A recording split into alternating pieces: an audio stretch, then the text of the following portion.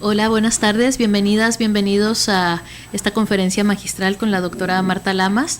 Pues muy felices de que nos acompañe, que finalmente esté aquí en Tijuana con nosotros, y también muy felices de que todos ustedes estén aquí también acompañándonos. Qué bueno que el tema que nos trae en este día, Marta, sea de interés general. Y bueno, también les recuerdo que esta conferencia está hecha dentro del marco de los 30 años de posgrado del Colegio de la Frontera Norte. Está organizada por la Maestría de Estudios, por la Dirección General de Docencia y por la Maestría en Estudios Culturales.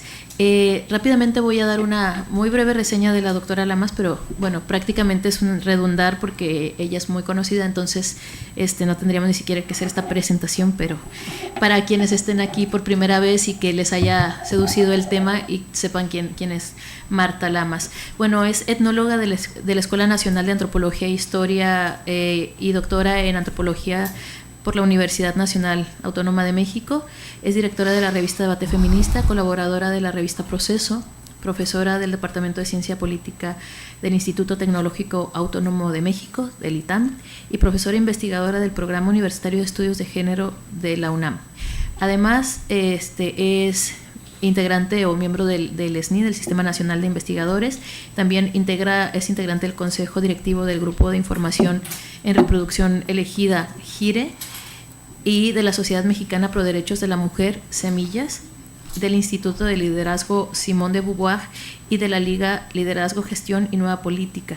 La doctora Lamas tiene un trabajo es muy prolífica, tiene 4 libros y más de 90 artículos en revistas especializadas y de diferentes revistas. Yo solamente voy a mencionar uno de los libros que les recomiendo mucho: Cuerpo, Sexo y Política, que es muy reciente, de 2014, está publicado por Océano. Y voy a darle ya la palabra a Marta para que nos haga el favor de compartir su conocimiento.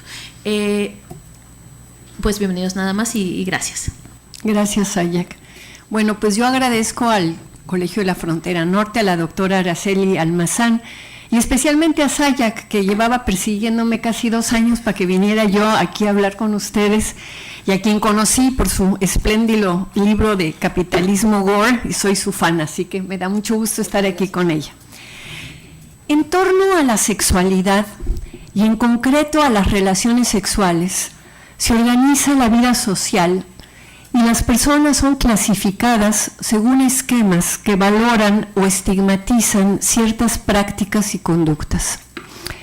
Por eso la relación sexual nunca es simplemente el encuentro de 2 cuerpos, sino que también es una puesta en acto de las jerarquías sociales y de la moralidad de una sociedad. En México, la concepción heteronormativa de la relación sexual es la de un servicio que requieren los hombres y que las mujeres otorgan, las novias y esposas, gratuitamente en el ámbito privado, mientras que en el ámbito público las prostitutas que cobran dinero. Claro que existe además una gama de arreglos intermedios, pero se piensa que los hombres necesitan sexo y que las mujeres lo venden, lo intercambian o lo regalan. Giddens habla de la promiscuidad masculina y dice que la compulsión sexual masculina conduce a los varones a una sexualidad episódica, y también señala que tradicionalmente se ha considerado que los hombres requieren variedad sexual para su salud, por lo que ha sido aceptable que tengan múltiples encuentros sexuales antes y después del matrimonio. El feminismo ha señalado que la libertad de no tener consecuencias reproductivas por el uso sexual de su cuerpo también ha propiciado que los varones no sean estigmatizados por tener múltiples relaciones ni por comprar servicios sexuales. Así, se ha ido construyendo una doble moral sexual entretejida con lo que Bourdieu llama la dominación masculina.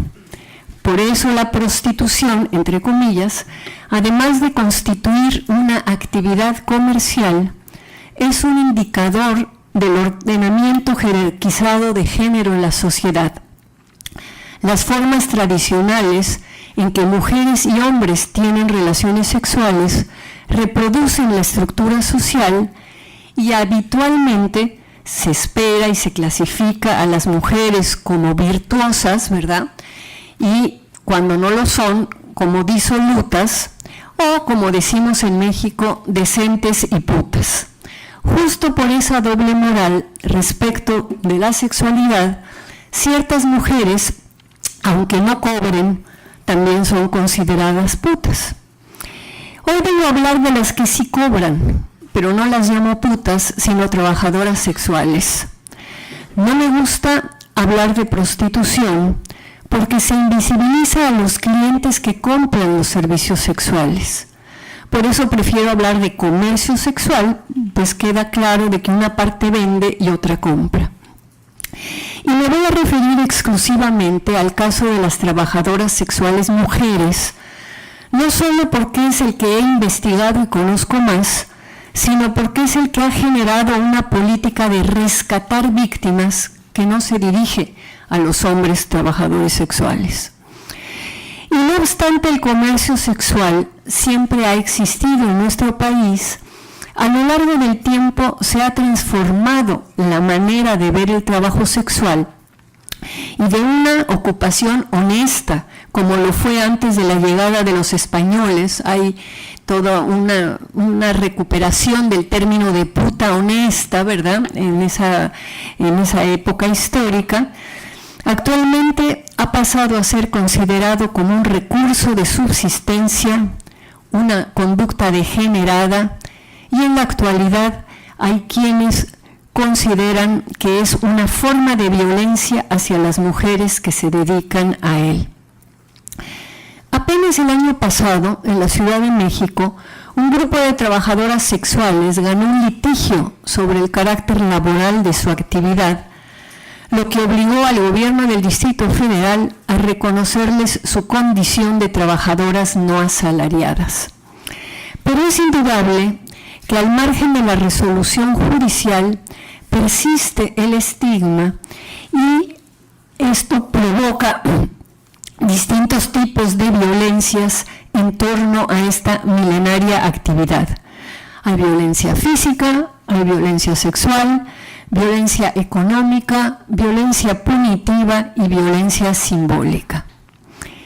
En el capitalismo neoliberal de hoy, el comercio sexual se ha diversificado brutalmente, lo que implica no solo un fenómeno económico, sino que también supone una transformación cultural.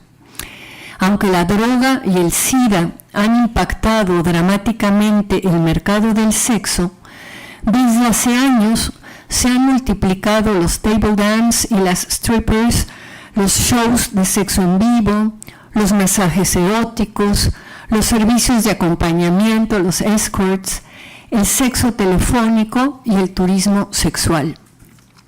Este ascenso del sexo recreativo viene de la mano de la liberalización de las costumbres sexuales y de la desregularización neoliberal de los mercados, que ha permitido la expansión del comercio sexual como nunca antes, con una proliferación de nuevos productos y servicios.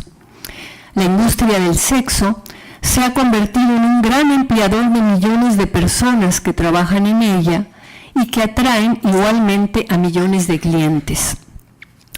Los empresarios tienen agencias de reclutamiento y sus operadores vinculan a los clubes, antros y burdeles locales en varias partes del mundo en un paralelismo con las empresas transnacionales de la economía formal y, al igual que estas, algunas se dedican a negocios criminales como el mercado negro de la trata.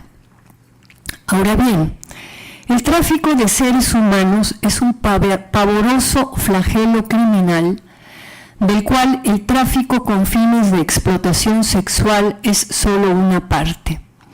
En México están documentados casos de traslado de mujeres de un lugar a otro, dentro y fuera del territorio mexicano, así como distintas formas de coerción, drogas, retención de hijos, amenazas, para forzar a que den servicios sexuales.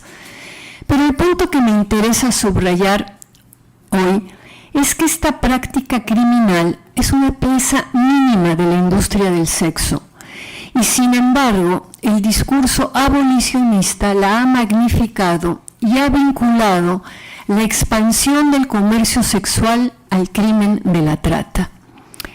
Y así, de unos años para acá, circula un discurso que plantea que toda actividad sexual mediada por el dinero es violencia hacia las mujeres y que el comercio sexual es una forma de explotación similar a la trata.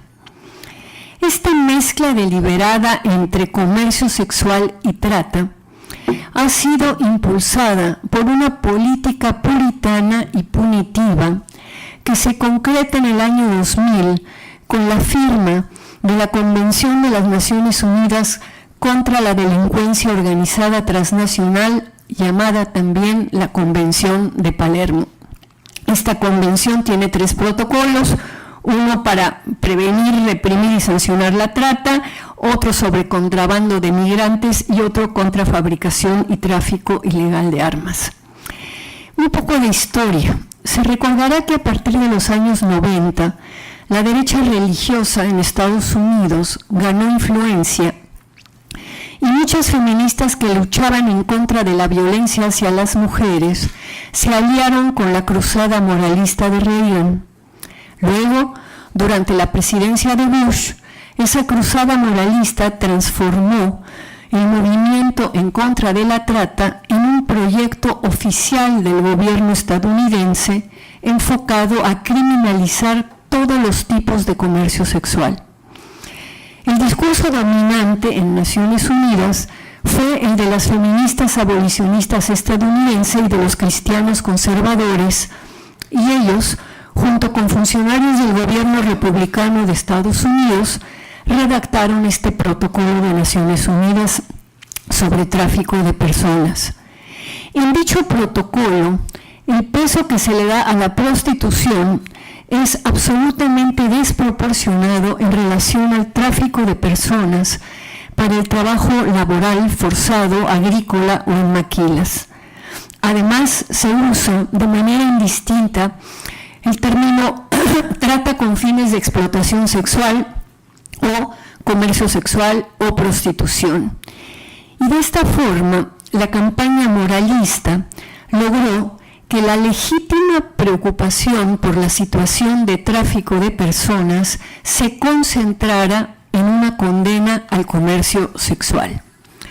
En México, el PAN asumió esta línea conservadora y con Calderón se promulgó la Ley General para prevenir, sancionar y erradicar los delitos en materia de trata de personas y para la protección y asistencia de las víctimas de estos delitos, ese es el título, promulgada el 14 de junio del 2012, última reforma el 19 de marzo del 2014. Bajo esta ley se puede consignar a cualquier familiar, amistad, socio, empresario, hotelero o vecino que realice alguna tarea o apoye de cualquier forma a una persona que se dedique al trabajo sexual. Por eso, hoy en día, todas las formas de organización del trabajo sexual que van más allá de una persona trabajando en solitario implican legalmente un delito y son consideradas explotación de la prostitución.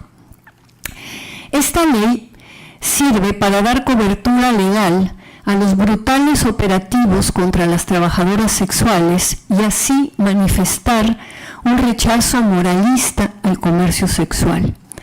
Esta nefasta conceptualización abolicionista dificulta reconocer formas legales de organización del trabajo de quienes laboran independientes sin padrotes ni madrotas. Por ejemplo, si un grupo de trabajadoras decidiera ya no estar en la calle, rentar un departamento donde dar servicios sexuales, se podría acusar de lenona o de cómplice de trata a quien firme el contrato de alquiler, a quien le abra la puerta a los clientes, incluso a la señora que haga la limpieza en el lugar. Con ese esquema se persigue a quienes trabajan en la calle al mismo tiempo que se les impide organizarse en locales cerrados. Las mujeres que intentan trabajar por fuera de las mafias, sin dar mordidas y con formas más discretas y seguras de ofrecer el servicio, topan con el freno legal que bajo la figura del lenocinio o explotación de la prostitución les impide que se organicen laboralmente. Esta situación favorece el sórdido entramado de corrupción y abuso que rodea al comercio sexual, donde no solo los que controlan el negocio logran inmensas ganancias, sino también algunas autoridades delegacionales, policíacas y judiciales. Las detenciones arbitrarias y la violencia policíaca son muy comunes, y en México, en la Ciudad de México, la organización Brigada Callejera en apoyo a la mujer Elisa Martínez ha consignado que el despojo de las fuentes de trabajo de estas mujeres se lleva a cabo también a través de la simulación de rescates de supuestas víctimas de trata, y ha denunciado que en los operativos en los antros, si las mujeres no se declaran víctimas, entonces son consideradas cómplices de trata. También Brigada Callejera ha denunciado que los operativos antitrata en la frontera, sobre todo en la frontera sur, que es donde más trabajan ellos, sirven a una política antiinmigratoria donde no solo las trabajadoras sexuales, también las bailarinas, las meseras, incluso las cocineras migrantes que trabajan en bares y cantinas son detenidas y deportadas. En nuestro país, espérenme un cachito.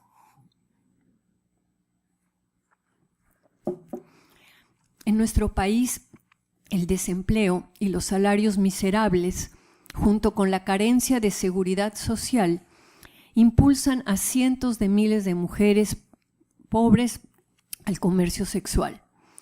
Y como bien ha dicho Martha Nussbaum, una filósofa, no debería preocuparnos que una mujer con muchas opciones laborales elija la prostitución. Lo preocupante es que la ausencia de opciones de las mujeres pobres convierte al trabajo sexual en su única alternativa posible. Por eso, para Nussbaum, el punto más candente es el de la distribución inequitativa de las oportunidades educativas y laborales y el que las mujeres de escasos recursos no tengan control sobre sus condiciones de empleo. De ahí que la cuestión del comercio sexual debería centrarse en promover la expansión de las posibilidades a través de la educación, la capacitación en habilidades y la creación de empleos, en lugar de respaldar posiciones puritanas sobre el sexo. En México, entre las distintas formas que existen de transferencia económica por sexo, hay unas que son legales y otras ilegales. La llamada prostitución se encuentra en el filo de las dos. Nuestra Constitución y nuestro sistema político democrático garantizan la libertad individual, incluso la de vender y comprar servicios sexuales. Así, la prostitución es legal o no está prohibida, pero se penaliza el aprovecharse del trabajo sexual de otra persona, que se llama lenocinio. Sin embargo, aunque la ley acepta que una persona venda servicios sexuales de manera libre, no reconoce que el contexto del comercio sexual requiere de una cierta organización del trabajo para proteger a las trabajadoras.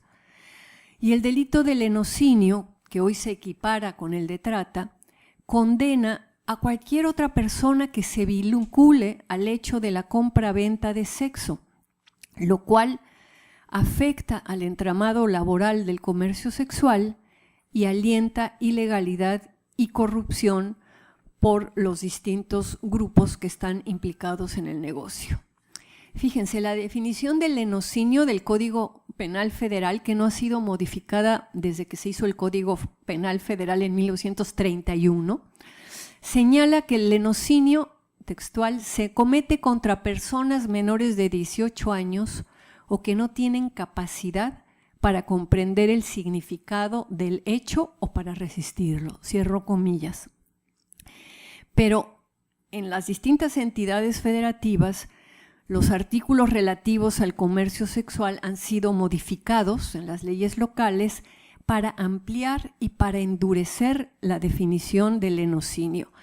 El del Distrito Federal, que se reforma en el 2007, dice que se castigará por cometer lenocinio a la persona que habitual u ocasionalmente explote el cuerpo de una persona u obtenga de ella un beneficio por medio del comercio sexual.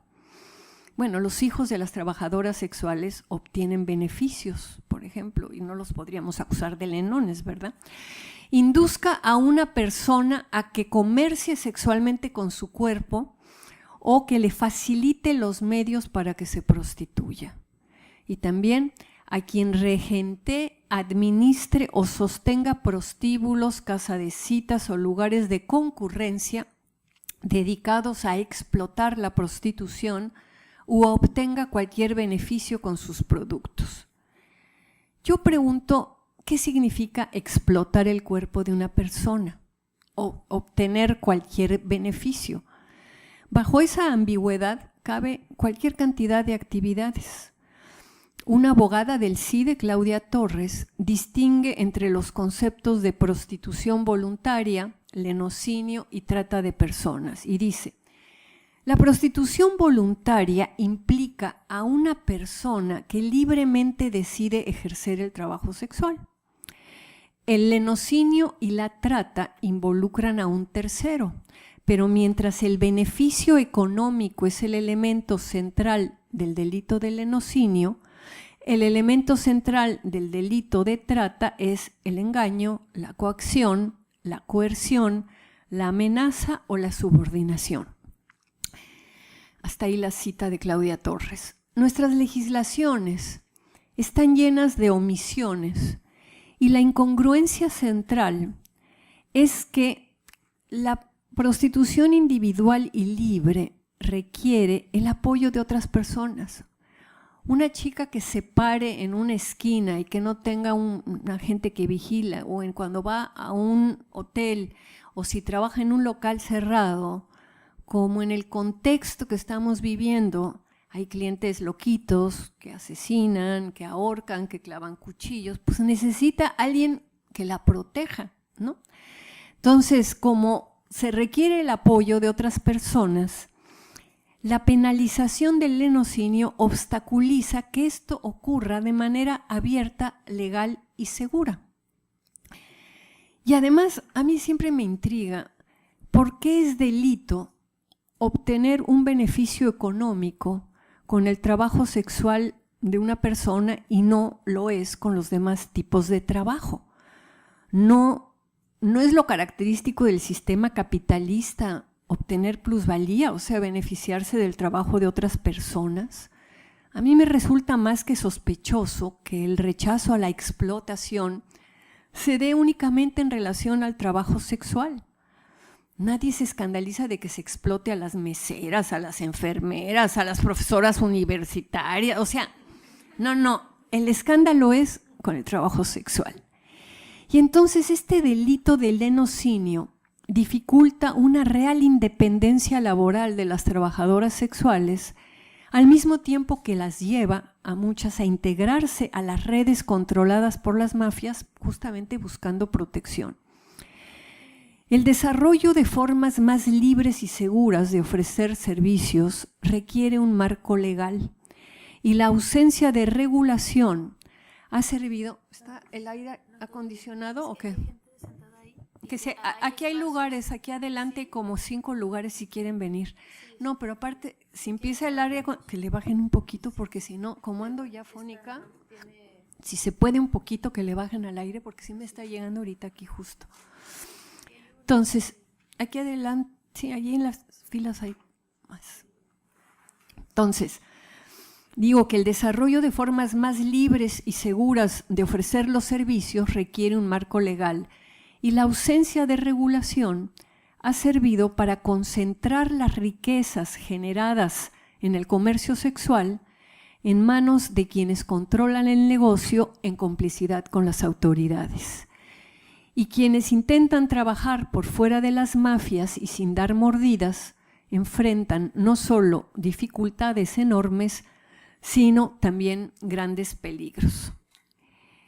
Además de los brutales cambios económicos y de la creciente fluidez en el movimiento de personas, capital y servicios que provoca la reestructuración globalizada del neoliberalismo y que generan violencia y precarización laboral, esta definición legal provoca que las trabajadoras callejeras vivan la extorsión económica y varios peligros asociados a la marginalidad jurídica.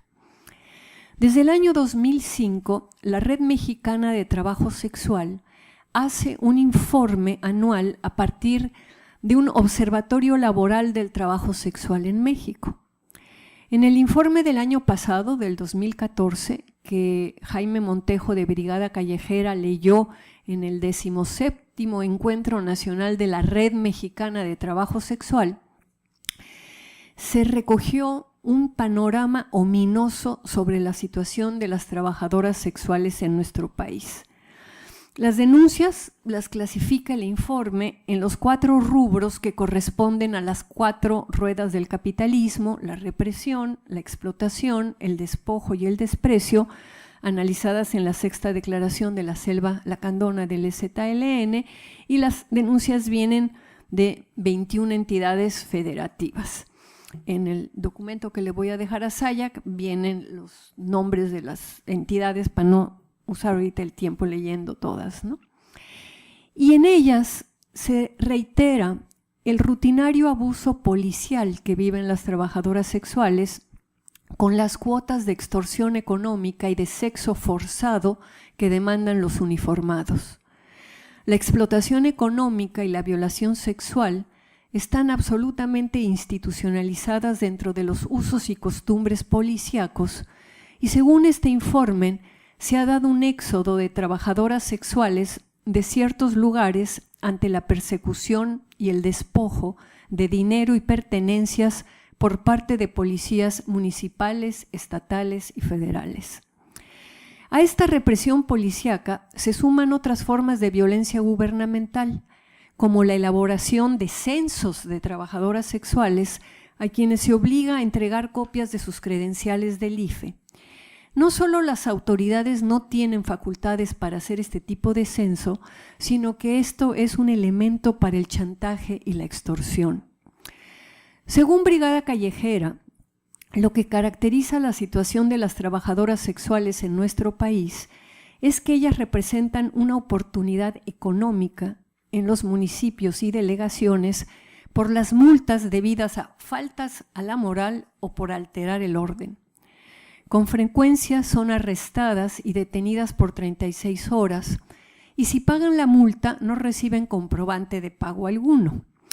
La corrupción de las autoridades llega al extremo de que en algunas zonas los propios policías municipales traen en sus patrullas a adolescentes a trabajar en el sexo y estas jóvenes son utilizadas para actividades de narcomenudeo y para extorsionar a los clientes.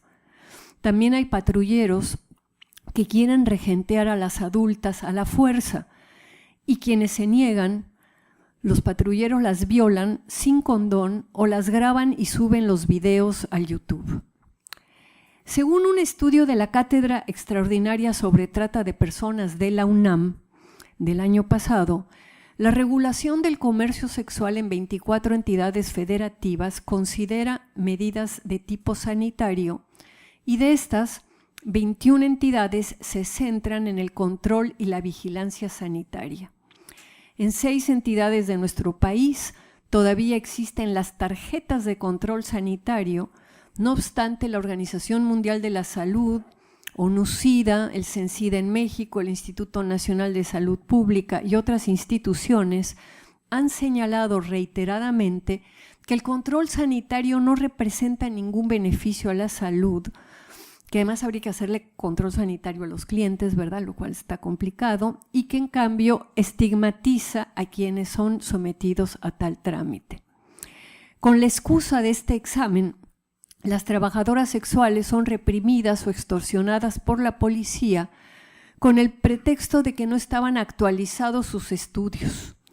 Y se llevan a cabo redadas de trabajadoras sexuales para checar que tengan los documentos que acreditan este control sanitario, y en este informe algunas denuncian a los inspectores municipales que las dejan laborar por 100 pesos al día y que por 350 les acreditan exámenes inexistentes. A cada rato las trabajadoras sexuales son remitidas al juez cívico por carecer de control sanitario. Y además, cuando se realizan los chequeos médicos, sufren diversos maltratos, comentarios injuriosos, incluso descuidos serios, al grado de que algunas cuentan haber sido sometidas a pruebas de detección de VIH-Sida, en las cuales el personal utilizó la misma lanceta sin saber si alguna estaba infectada, poniendo a las demás en riesgo. Tal vez lo más impactante en el informe es la sección sobre los asesinatos de las trabajadoras sexuales. Tradicionalmente, las muertes de las trabajadoras sexuales habían sido provocadas por sus parejas, fueran padrotes o no, por clientes o por policías, e iban desde ahorcarlas con sus pantimedias o su ropa interior, apuñalarlas, asfixiarlas o balacearlas, y casi siempre en cuartos de hotel. Sin embargo, Brigada Callejera registra que desde el sexenio de Vicente Fox hubo un aumento importante en crímenes de odio misógino hacia las trabajadoras sexuales, con gran saña y por primera vez en forma de descuartizamientos, degollamientos, quemaduras, traumatismo cráneoencefálico o abdominales ocasionados por golpes contundentes o con piedras o martillos. En el sexenio de Calderón, el promedio de crímenes de odio por misoginia se disparó a 18 o 20 al mes en cada entidad federal, aunque en ocasiones el registro periodístico no mencionara que se trataba de prostitutas, sexoservidoras o trabajadoras del sexo, pese a que en ocasiones los cuerpos fueron reconocidos por sus compañeras o fueron encontrados en zonas de comercio sexual. Según Brigada Callejera, en nuestro país, los asesinatos de trabajadoras sexuales, meseras y bailarinas rara vez se investigan. Suelen quedar impunes tanto por el desprecio como por la lamentable práctica de los funcionarios públicos que están al servicio de un estado paralelo del crimen organizado y extravían pistas y evidencias. Este informe consigna muy distintos tipos de asesinatos de trabajadoras sexuales. Los de trabajadoras que denuncian la violencia policíaca o que se organizan contra la represión de la policía o que denuncian la extorsión de los cuerpos policíacos o la impunidad que la policía le vende a explotadores y a tratantes sexuales. Tampoco los llevados a cabo por padrotes, enganchadores, encargados o dueños de los negocios donde se ofertan servicios sexuales. Los que llevan a cabo clientes, los que ocurren al ser despojadas de su fuente laboral en la vía pública o en espacio cerrado, como ha ocurrido en los proyectos de rescate de los centros históricos y por la gentrificación de ciertas zonas. Los de trabajadoras previamente asaltadas o violadas por delincuentes que sabían a qué se dedicaban ellas y por eso las robaron y luego asesinaron. Y más recientemente viene una lista de muertes provocadas por los conflictos actuales como efectos colaterales de la intervención policíaco-militar. O sea, cuando las trabajadoras quedan en el cruce de disparos entre diferentes actores armados en conflicto, como lo ocurrido, por ejemplo, en bares y centros nocturnos de Hidalgo, Durango, Tamaulipas y Nuevo León por el control de la plaza. También cuando se tiran granadas en centros nocturnos o se balacea a quienes se encuentran en ellos o se incendian los establecimientos económicos. Otra forma de muerte es cuando se las acalla por ser presuntamente informantes de la autoridad o de grupos rivales, como lo ocurrido en Chihuahua, Jalisco, San Luis Potosí, Quintana Roo. También ahora se dan muertes en el reclutamiento de trabajadoras sexuales como panteras del crimen organizado, como orejas del régimen. Son asesinadas las que no atienden satisfactoriamente a ciertos clientes o cuando ya no constituyen un buen negocio. Y finalmente hay ejecuciones extrajudiciales de trabajadoras sexuales que han sido víctimas o testigos o que se han solidarizado con quienes han sido objeto de violencia criminal, trabajadoras que señalan o acusan al crimen organizado, así como a tratantes y lenones, como ocurrió en la calzada de Tlalpan después del operativo del Hotel Palacio. Además de estas cruentas situaciones, a lo largo del informe se denuncia que los operativos policíacos contra la trata de personas, contra el lenocinio y la explotación sexual, se han convertido en violentas razias implementadas en contra de trabajadoras sexuales, donde son criminalizadas y encarceladas por delitos que no cometieron si no aceptan declararse víctimas de trata. Esto pasa en la Ciudad de México. Llega el operativo y les dicen a las mujeres, todas las mujeres son víctimas. Y si una chava bailarina de table dice, oigan, yo soy bailarina, no soy víctima, entonces eres cómplice. Ay, no, chin. Entre ser víctima y ser cómplice, pues todas empiezan a decir que son víctimas porque las policías tienen cuotas de cuántas mujeres tienen que rescatar, ¿no? Lo que caracteriza esta situación es, por un lado, la ausencia de protesta ciudadana y, por el otro, el pánico moral que ha desatado la lucha contra la trata. El concepto de pánico moral surge en los años 70 ante la preocupación por el uso sensacionalista en los medios de comunicación de ciertos temas. La prensa amarillista juega un papel importante en la formación de la opinión pública y la competencia económica entre medios es un factor que ha llevado a que produzcan una sucesión de episodios de pánico al dar a conocer noticias alarmantes, con frecuencia infladas o claramente inventadas. El trabajo original de Stanley Cohen en 1972 planteó que el pánico moral es una reacción inapropiada de la sociedad ante cuestiones menores, que implica un miedo fuera de proporción ante el peligro real de que ocurra lo que se teme. La preocupación es desproporcionada en relación a la amenaza objetiva. Y entonces la representación distorsionada y el estereotipamiento de las personas consideradas desviantes son formas características del funcionamiento de muchos medios de comunicación y su tratamiento sensacionalista de las noticias relativas al comercio sexual mezclado con trata conducen a una indignación pública y a llamados a que el Estado ejerza un mayor control social. En los últimos años ha habido una revaloración del concepto de pánico moral vinculado a otros desarrollos teóricos como el de sociedad de riesgo, análisis de discurso y regulación moral. Los debates recientes sobre el pánico moral estudian los procesos institucionales y culturales presentes en eventos donde surge pánico moral y muestran la transformación de los mecanismos de control y regulación. Como bien señala Kenneth Thompson, el pánico moral es un claro ejemplo del tipo de fenómeno social sintomático que Durkheim recomendó que los sociólogos debían de tomar como objeto central de sus investigaciones, pues alerta sobre las posibles tendencias subyacentes que pueden ser una causa de angustia individual o de patología social.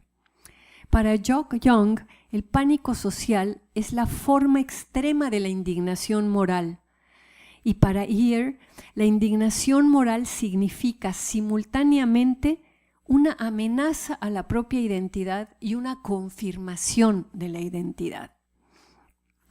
Los teóricos de la desviación, que trabajan sobre los límites morales y la conciencia colectiva, han hecho una crítica a esa reacción moral exagerada ante cuestiones relativamente menores. Pero, como señala Ear, la construcción discursiva que se hace de los problemas sociales no solo está motivada por conflictos de interés material y por preocupaciones humanitarias, sino también por conflictos de valores. Por eso el elemento moral del pánico es la indignación ante la violación de un valor cultural compartido. Dos elementos asociados al pánico moral son su irracionalidad y su conservadurismo. Por eso los pánicos morales suelen transformarse después en batallas culturales. Alan Hunt sugiere que el pánico sobre la trata ha sido estimulado por el activismo antiprostitución. Ante dicho pánico, las personas reaccionan de forma exagerada con un discurso que tiene las tres características centrales que Ronald Weitzer encuentra en los discursos de las cruzadas morales. 1. Inflación de la magnitud de un problema. Por ejemplo, se infla el número de víctimas o el daño a la sociedad, y argumentos que exceden por mucho a la evidencia de investigación existente. 2. Historias de horror, en las que los casos más terribles se describen con mórbido lujo de detalle y se presentan como si fueran típicos y prevalecientes. 3. Convicción categórica. Los integrantes de la cruzada moral insisten en que cierto mal existe en la medida exacta en la que ellos la describen y se niegan a reconocer cualquier escala de gris. De esta forma, se busca alarmar al público y justificar la total erradicación de cualquier servicio sexual. El pánico moral se inscribe dentro de una política más amplia en la cual ciertas fuerzas sociales luchan contra lo que se consideran otros signos de permisividad alarmante y además intentan imponer una nueva respetabilidad. Y al concebir la prostitución como una forma de violencia sexual de los hombres depredadores, sean clientes, padrotes y traficantes, el abolicionismo se enfoca en la relación de compra de venta de sexo y no en las causas estructurales que la provocan. No deja... Ay, denme chance. No deja de sorprender que la preocupación abolicionista que utiliza el discurso de la explotación pase totalmente por alto estos elementos estructurales del neoliberalismo que afectan a toda la población.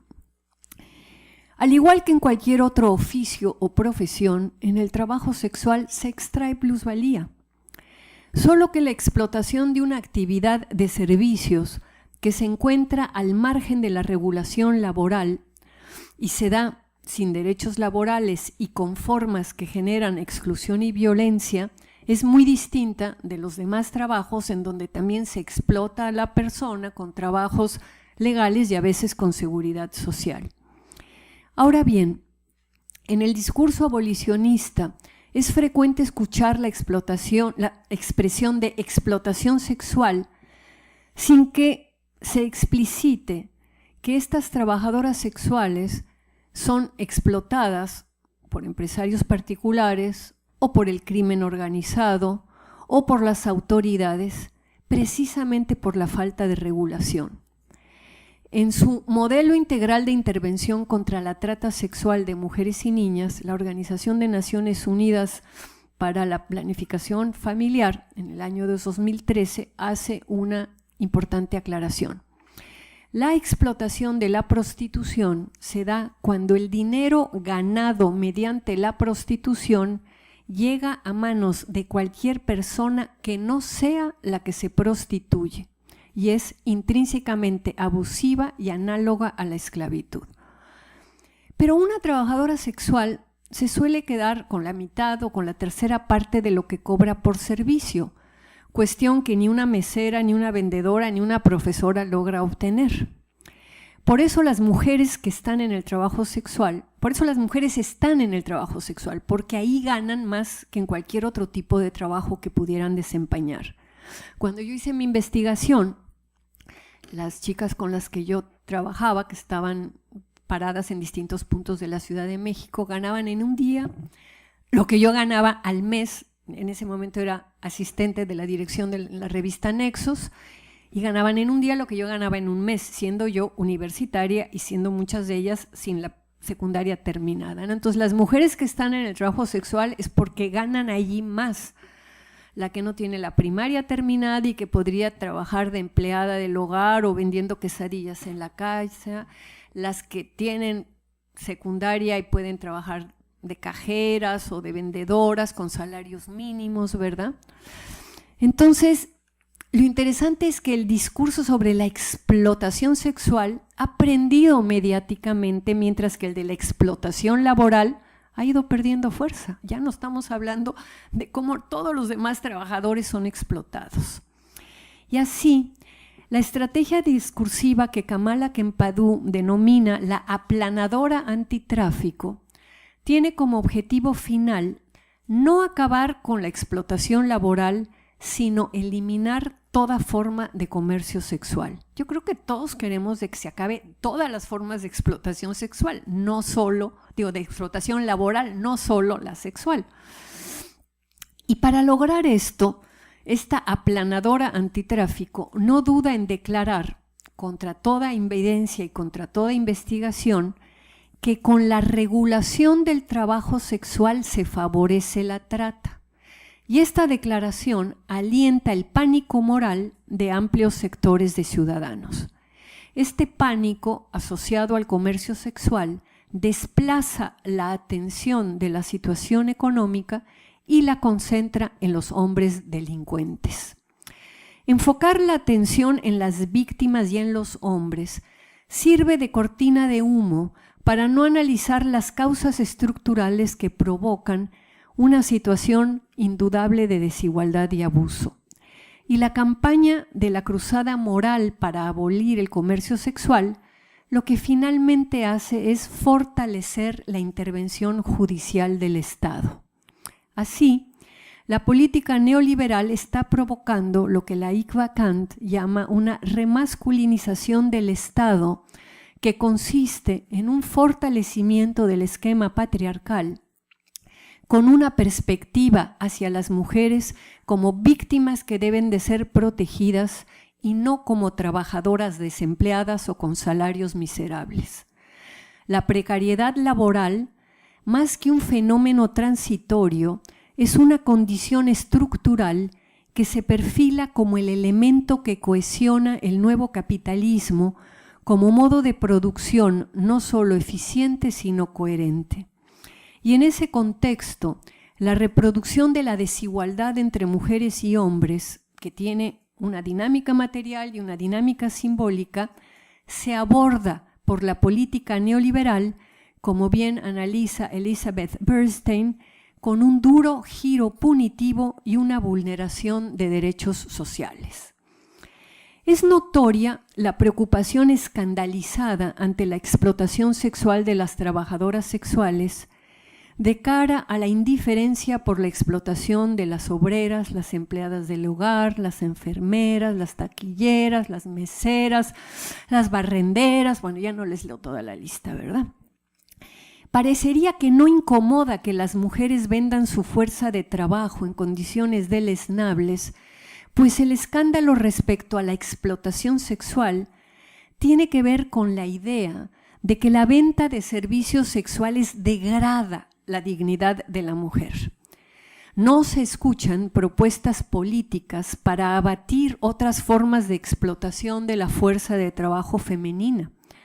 Tal vez no hay reacciones indignadas ante esas otras formas aberrantes de explotación laboral, porque lo que más inquieta de la prostitución voluntaria es que subvierte el modelo tradicional de feminidad. Con la doble moral se desprecia a quien vende mientras se ignora o se solapa a quien compra. Y una mezcla de miedos, tabúes y rechazos tiñe el entrecruzamiento de la actividad económica, las relaciones sexuales y el ejercicio de poder. Sin embargo, mientras que los cuerpos de los hombres deambulan libremente por las variadas formas de la sexualidad comercial, los cuerpos de las mujeres lo hacen bajo el estigma, la violencia y el riesgo de la ilegalidad. Porque sí, las trabajadoras sexuales, además de la marginación y la discriminación, viven el elemento del estigma. Y justo la estigmatización del comercio sexual funciona como un mecanismo cultural, pero no solo para las trabajadoras sexuales, para todas las mujeres. Estamos divididas en las decentes y en las putas. Y hablar solamente de mujeres víctimas de explotación sexual, sin reconocer la existencia de que hay otras trabajadoras sexuales, algunas bastante privilegiadas, favorece posturas fundamentalistas que desvían la imprescindible lucha contra el tráfico hacia el absurdo proyecto de eliminar todo el comercio sexual. No hay que confundir la situación de las mujeres obligadas a tener sexo a través de engaños, amenazas y violencia con la de otras mujeres que realizan trabajo sexual por razones económicas. Es indudable que lo que Marx calificó como el inhumano poder del dinero cohabita regularmente con la sexualidad, y no siempre de maneras nefastas para las trabajadoras. Hay trabajadoras ricas, hay call girls, hay escorts, hay edecanes, o sea, hay una variedad bastante impresionante. Y el reciente caso en la Ciudad de México de la obtención de las credenciales de trabajadoras no asalariadas ha abierto una vía distinta para visualizar el comercio sexual. Hace 2 años y medio, alrededor de 100 mujeres pertenecientes a la Red Mexicana de Trabajo Sexual solicitaron por 4ª vez en 10 años la licencia de trabajadoras no asalariadas. Esta modalidad es una forma de reconocimiento del gobierno del Distrito Federal a personas que se dedican en vía pública a la venta de servicios como los boleros, los mariachis, o de productos, los que venden comida o venden ropa, sin que medie una relación patronal. Lo relevante de este grupo de trabajadoras que pidieron las licencias es que ellas dieron la cara y consideraron que lo que hacen es un trabajo sin salario fijo y en consecuencia pidieron ser registradas como tales. Con el apoyo de Brigada Callejera y el trabajo profesional de la abogada Bárbara Zamora, quien elaboró la demanda, este grupo inició un litigio estratégico para reconocer su reconocimiento como trabajadoras no asalariadas en el rubro de trabajo sexual. El hecho en sí mismo de que las propias mujeres buscaran reivindicarse como trabajadoras es notable, como también lo fue el trabajo de acompañamiento político de Brigada Callejera y la habilidad jurídica de la abogada Zamora. 3 veces antes les había sido negado el amparo, pero la 4ª vez, la jueza primera de distrito en materia administrativa, licenciada Paula María García Villegas Sánchez Cordero, hija de la ministra Olga Sánchez Cordero, finalmente se los concedió el 31 de enero del 2014. La argumentación de la jueza se apoya en el artículo 5º constitucional y es muy clara. Cito: la prostitución ejercida libremente y por personas mayores de edad plenamente conscientes de ello puede considerarse como un oficio, puesto que es el intercambio de una labor, entre paréntesis, sexual, por dinero. Cierro la cita. Ahora bien, este triunfo se da junto con el fortalecimiento de la perspectiva abolicionista, que califica a todas las mujeres que trabajan en el comercio sexual de víctimas en un momento en donde estamos viendo que está creciendo el comercio sexual. Entonces es muy chistoso. Hay unas que dicen todas son víctimas y otras que están luchando para que las consideren trabajadoras. Hay que pensar que el neoliberalismo, además de provocar transformaciones socioeconómicas y culturales, también ha producido una nueva dinámica sexual y un psiquismo distinto en las personas. Estamos ante lo que Marcel Gauchet denominó una mutación antropológica, y dos claras expresiones de ello son los desplazamientos en lo que son los mandatos tradicionales de género, esto de lo propio de las mujeres y lo propio de los hombres. Estamos viendo que ahora los hombres hacen muchas cosas que antes hacían las mujeres y las mujeres muchas que antes hacían los hombres. Y además, la otra expresión es lo que varios autores han denominado una sexualización de la cultura. Y cito a Atwood: una preocupación contemporánea con valores, prácticas e identidades sexuales. El giro público hacia actitudes sexuales más permisivas. La proliferación de textos sexuales. El surgimiento de nuevas formas de experiencia sexual. El quiebre aparente de reglas, categorías y regulaciones diseñadas para mantener a raya la obscenidad. Nuestra afición por los escándalos, las controversias y los pánicos en torno al sexo. Eso es lo que se considera la sexualización de la cultura. Así, la desregulación neoliberal de los mercados ha multiplicado y también innovado las transacciones sexuales, transformando los usos y costumbres tradicionales. De ahí la importancia de reorientar la perspectiva de análisis sobre el comercio sexual, poniéndole también en el foco el contexto neoliberal y sus formas de funcionar.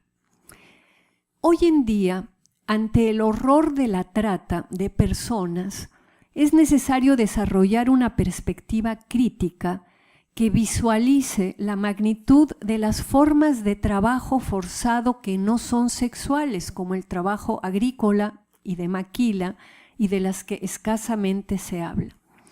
También es imprescindible, al distinguir entre la trata con fines de explotación sexual y el comercio sexual, entender la manipulación discursiva que el abolicionismo ha hecho en relación al comercio sexual y que distorsiona totalmente la compra-venta de servicios sexuales y que le quita importancia a la lucha por los derechos laborales que le permitan a las personas que así lo deseen trabajar de manera independiente y fuera de las mafias. Es indudable que respecto al comercio sexual persisten dos paradigmas. Uno es el que considera que la explotación, la denigración y la violencia contra las mujeres son inherentes al trabajo sexual y que por lo tanto habría que abolir dicha práctica. Y otro paradigma es el que plantea que tal actividad tiene un rango de formas variadas de desempeño que deberían de regularse, así como reconocerse los derechos laborales de quienes se dedican a ellas. Justo por eso las feministas estamos divididas al respecto. De un lado están quienes insisten en la explotación y en la coerción, mientras que del otro nos encontramos quienes pensamos que puede haber decisión y explotación, autonomía para ciertos aspectos y coerción para otros. Unas feministas argumentan que ninguna mujer elige prostituirse, que siempre son engañadas u orilladas por traumas infantiles de abuso sexual. Otras aseguramos que la mayoría lleva a cabo un análisis del panorama laboral y toma la opción de un ingreso superior a las demás posibilidades que están a su alcance. Elegir, en este caso, no supone optar entre dos cosas equiparables, sino preferir el menor de los males. La estructura biopolítica fundamental de la modernidad se basa en la soberanía del ser humano sobre su propia existencia. Esta ha facilitado la licitud de la autodeterminación y el derecho a disponer de nuestro cuerpo como principios de relevancia ética, al mismo tiempo que se reclaman condiciones sociales para que tales principios puedan ser llevados a cabo. Por eso hay feministas que argumentan que no hay razón para estar en contra del comercio sexual, mientras lo que haga cada quien con su cuerpo sea libremente decidido. Sin embargo, otras feministas, entre ellas yo, consideramos que la compra-venta de sexo es de un orden distinto de las demás transacciones mercantiles, como lo prueba claramente el estigma. Cuando evaluamos las relaciones políticas y sociales que el comercio sexual sostiene y respalda, y al examinar los efectos que produce en las mujeres y los hombres, en las normas sociales y en el significado que imprime a las relaciones entre ambos, es posible ver que el comercio sexual refuerza una pauta de desigualdad sexista y contribuye a la percepción de las mujeres como objetos sexuales y como seres socialmente inferiores a los hombres. Por eso el mercado del sexo es lo que Deborah Satz califica como un mercado nocivo. Y aunque los mercados nocivos tienen efectos importantes en quienes somos y en el tipo de sociedad que desarrollamos, no siempre la mejor respuesta es prohibirlos. Al contrario, las prohibiciones pueden llegar a intensificar los problemas que condujeron a que se condenara tal mercado. Si no se resuelven las circunstancias socioeconómicas que llevan al comercio sexual, prohibirlo o intentar erradicarlo hundiría o marginaría aún más a quienes se dedican a vender servicios sexuales casi como una tablita de salvación. En ese sentido, coincido con Satz, que reconoce que es menos peligrosa la prostitución legal y regulada que la ilegal y clandestina, pues ésta aumenta la vulnerabilidad y los riesgos de salud tanto para las trabajadoras como para los clientes. Satz concluye que la manera de acabar con un mercado nocivo es modificar el contexto que surgió, o sea, con una mejor redistribución de la riqueza, más derechos y más oportunidades laborales. Por eso, respecto al comercio sexual, es mejor una política de regulación que saque de la clandestinidad a quienes requieren ese trabajo y les otorgue los servicios de salud, educación y capacitación que acompañan a los derechos laborales. De ahí que las intervenciones más eficaces de política pública en relación a prevención de violencia no radican en prohibir ese oficio a las trabajadoras, sino justamente en alterar las condiciones de inseguridad y violencia en que lo ejercen y así desincentivar el abuso machista en todas sus formas. La de los clientes, la de los policías, la de los funcionarios, incluso la de sus parejas. Voy concluyendo. Coincido con Martha Nussbaum en que el dilema de cara al comercio sexual radica en cómo expandir las opciones y oportunidades que enfrentan las mujeres que requieren trabajar, cómo aumentar la humanidad inherente en su trabajo y cómo garantizar que las trabajadoras de todo tipo sean tratadas con dignidad. En ese sentido, se necesitan más iniciativas laborales y menos declaraciones moralistas. Y en México es imperativo lograr una regulación del comercio sexual que preserve la independencia y seguridad de las personas que se dedican al trabajo sexual. Para eso hace falta reconocer formas grupales de organización del trabajo, retipificar el delito de lenocinio y afinar y mejorar la ley general para prevenir, sancionar y erradicar los delitos en materia de trata de personas. Nada de esto va a ocurrir por magia.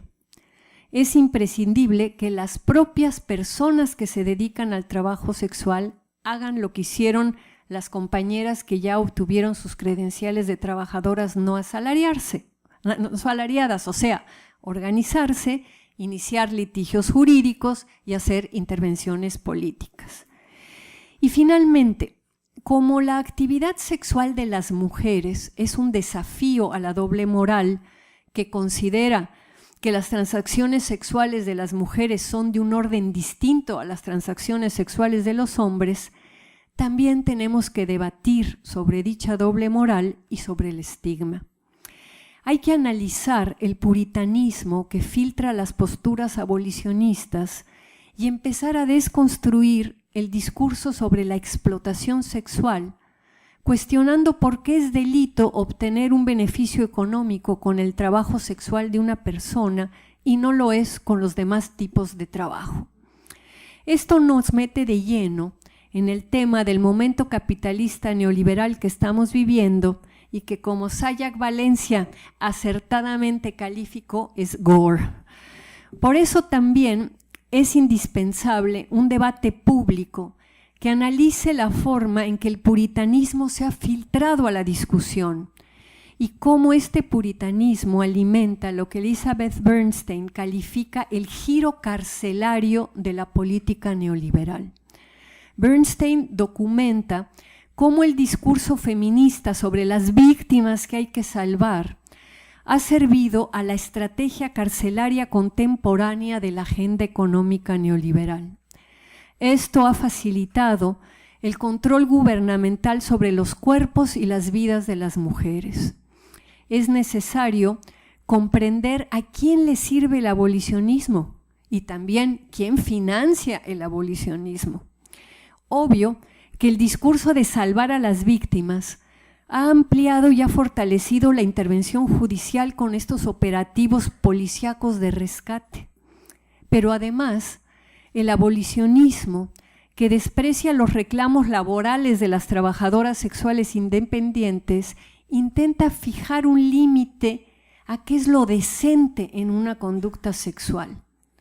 Por eso, lo que también está en juego en el fondo de esta contraposición entre abolicionistas y reguladoras es la definición de qué es una conducta sexual apropiada. Lo verdaderamente nodal es cómo se define y quién define como apropiada la conducta sexual de las y los ciudadanos. Y ahí es donde el tema del consentimiento cobra relevancia. Ahora bien, si una mujer consiente vender servicios sexuales por necesidad económica o por cualquier otra razón, ¿debe el Estado rescatarla? Yo creo que no. Lo que creo es que el Estado debe garantizar ciertas condiciones de vida para que nadie venda sexo coercionada, amenazada u obligada, más allá de la inevitable presión económica. Pero como no existe tal garantía, rechazo la idea de que el Estado debe controlar la sexualidad de la ciudadanía y me decanto por una postura libertaria en lo sexual que incluye la compraventa de servicios sexuales. Por todo ello, creo también que hay que criticar los discursos puritanos en contra del comercio sexual, mostrando las consecuencias del intervencionismo estatal en un ámbito como el de la sexualidad. Muchas gracias.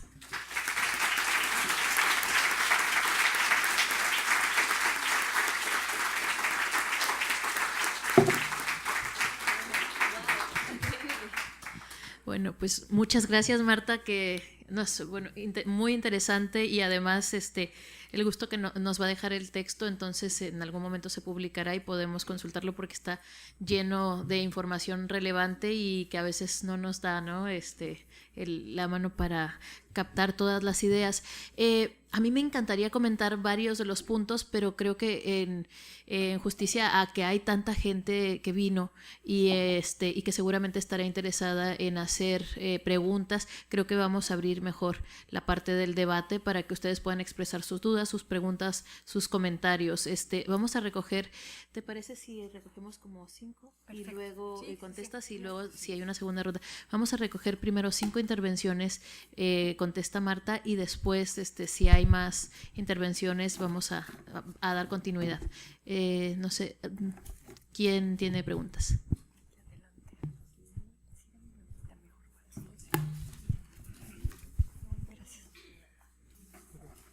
Hola, mi nombre es Miguel, soy de la Maestría en Estudios Culturales, acá en el COLEF, y muchas gracias por la presentación y por este excelente panorama.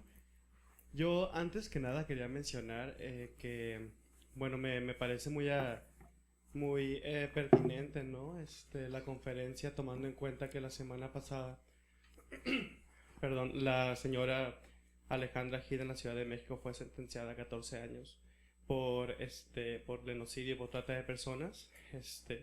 Es importante señalar también como la manipulación de la información que hicieron los medios de comunicación sobre la historia de Alejandra Gil y bueno, las consecuencias que tiene en su vida, pero también la pérdida que representa para el movimiento de derechos humanos de las trabajadoras y los trabajadores sexuales, no solamente en México, pero también en Latinoamérica y en el resto del mundo. Alejandra Gil es reconocida justamente por llevar estas discusiones con tomadores de decisiones y con autoridades y por siempre tener una posición muy firme, ¿no? Respecto a por qué las trabajadoras y los trabajadores sexuales pues son también sujetos de derecho. Entonces me parecía pertinente mencionarlo. Y lo otro que quería preguntar tiene más que ver con mi proyecto de investigación. Yo trabajo el bareback como una práctica de autonomía política. Entonces el bareback, esta práctica como de hombres que tienen sexo con hombres que tienen relaciones sexuales sin usar condón e inclusive cuando son conscientes de los riesgos que esto puede representar para su salud. Okay. O sea, kamikazes, se hacen el harakiri. Qué impresión. Básicamente, básicamente lo que hacen... Sí, ya entendí, bareback, sí. Bareback. A pelo, ok. Sí, sexo a pelo. Gracias. Bueno, entonces, suicidas ha habido en todas las sociedades. Cada quien tiene derecho a matarse como se le pegue la gana. Ya me dio la respuesta que quería. Gracias, ya mi justificación de investigación. Bueno, nada, me preguntaba sobre esto que usted mencionó al final sobre, bueno, el uso del cuerpo como un derecho y sobre el intervencionismo estatal en la sexualidad, sobre el derecho que no tiene. Entonces, yo me preguntaba en qué medida el bareback puede ser pensado desde su perspectiva como un proyecto de autonomía política. Gracias. Ok. ¿Alguien más? Haya una y alguien más. Son 5, ¿eh? Bueno, si no, contesto esas 3 y ya saldrán más. Seguro que hay muchas como articular, ¿no? ¿Qué hubo? Buenas tardes, muchas gracias. Mi pregunta es, ¿por qué no incluye en su investigación los cuerpos de las personas trans? ¿Por qué? Porque no incluyes la investigación, o sí incluyes quizá, pero no lo mencionaste. Sí. Okay. ¿Alguien más? Aquí adelante. Por favor, Irene.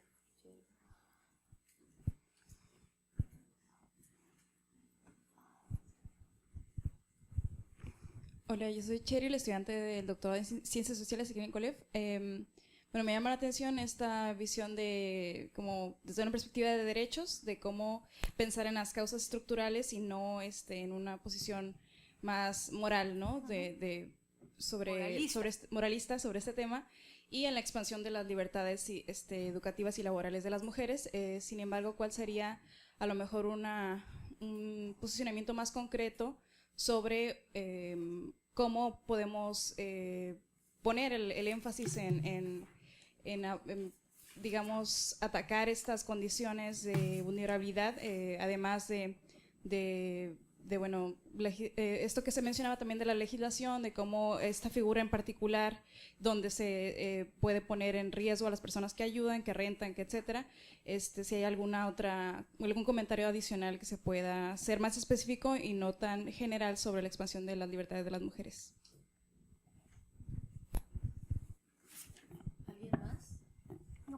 Contesto esos 3 y a ver si luego salen otros. Tengo una. A ver, dime, Sayak.